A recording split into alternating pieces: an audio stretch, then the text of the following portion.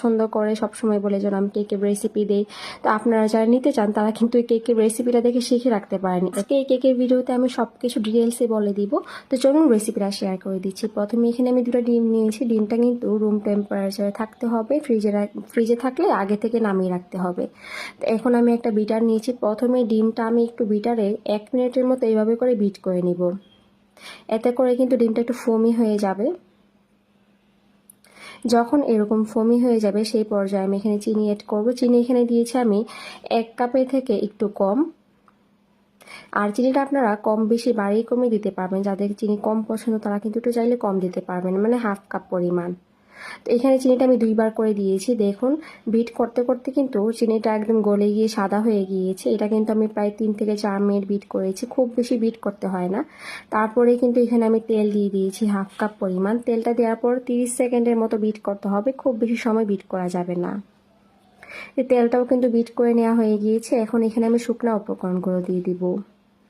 এখানে আমি 1 কাপ পরিমাণ আটা দিয়ে দিয়েছি। এখানে চাইলে আপনারা ময়দা ইউজ করতে পারেন। আমার বাসায় আসলে আটাটাই ছিল অ্যাভেলেবেল, তাই আমি আটা দিয়ে কেকটা তৈরি করেছি। তারপর এর মধ্যে দিয়ে দিয়েছি আমি 1 চা চামচ পরিমাণ বেকিং পাউডার। বেকিং পাউডারটা অবশ্যই ভালো মানের দিতে হবে, না হলে কিন্তু কেক ভালো হয় না। আর এটা অনেকেই এই জন্য কিন্তু বেকিং পাউডারটা কিন্তু অনেকটা ম্যাটার করে। হ্যাঁ, আপনার কেকটা কেমন হয়, ফুলে না কেন, এটা কিন্তু অনেকটাই ম্যাটার করে। অবশ্যই সবসময় চেষ্টা করবেন একটা ভালো মানের বেকিং পাউডার ইউজ করার জন্য। তো এখানে কিন্তু আমি মালটা দিচ্ছি আর কি। মালটার উপরে যে জেসটা আছে না, সেটা আমি এভাবে করে একটু গ্রেট করে দিচ্ছি, এতে করে সুন্দর একটা ফ্লেভার আসবে মালটার। তো এখন কিন্তু মিক্স করে নিচ্ছি আমি। মিক্স করে নেওয়ার পর এখানে আমি মালটার রস দিয়ে দিব। এখানে আপনাদের একটু বুঝে দিতে হবে, হ্যাঁ, মানে আপনার কতটুকু পরিমাণে মানে মালটার রস লাগবে এটা একটু বুঝে দিবেন। খুব বেশি পাতলা করা যাবে না, সেই অনুযায়ী মালটার রসটা দিয়ে অ্যাড করবেন।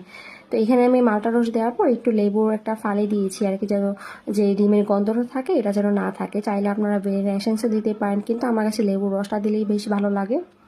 আর দিয়ে দিয়েছি আমি এখানে অরেঞ্জ ফ্লেভার।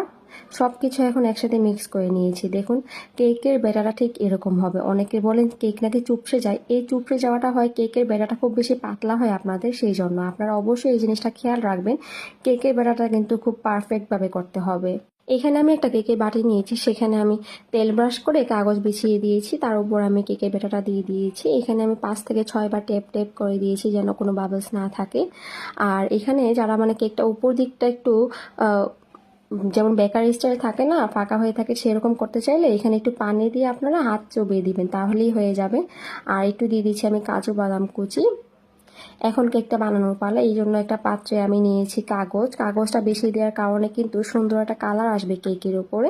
এখানে আমি সিলভারের সসপ্যানটা নিয়েছি। তো এটা আমি